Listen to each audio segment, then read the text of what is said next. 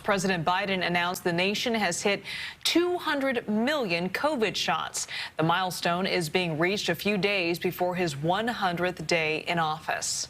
Today, we hit 200 million shots. This is an American achievement, a powerful demonstration of unity and resolve.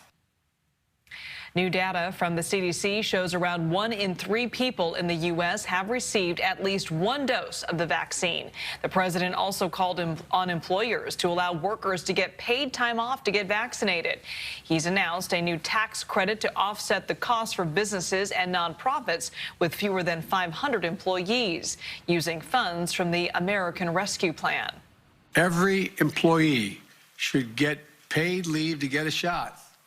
And businesses should know that they can provide it without a hit to their bottom line. The administration, this milestones despite the now week-long pause on the Johnson & Johnson vaccine due to reports of rare blood clots. A CDC advisory panel is set to meet again Friday to consider the fate of the one-dose vaccine. Well, today I interviewed Dr. Cameron Webb, a senior advisor on the White House COVID response team, and I asked him what exactly the 200 million dose milestone means in terms of immunity and getting past this pandemic. We've made quite a bit of progress in these last few weeks, but it also means we still have a lot of work left to do. We know that we're just over 50% of adults who've had at least one shot, just over a third who are about, full course in, which is great news, but we still have a lot of work to go.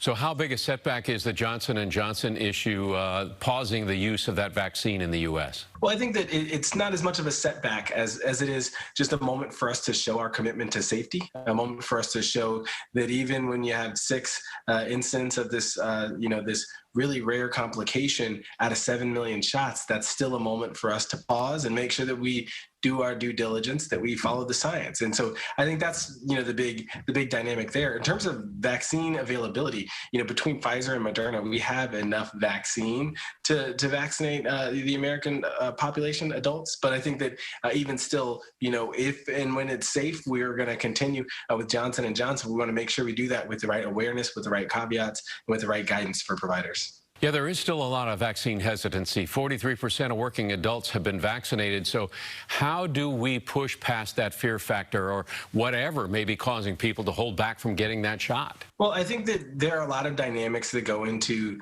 hesitancy, so to speak. There's complacency, just feeling like, you don't necessarily need to be vaccinated and you're safe as you are. There's confidence, that safety and efficacy or trust in the institutions that want you to get a vaccine. And then finally, there's convenience. That's the access dynamic. And we have to work on all of those. Thanks so much. Appreciate the time and the insight.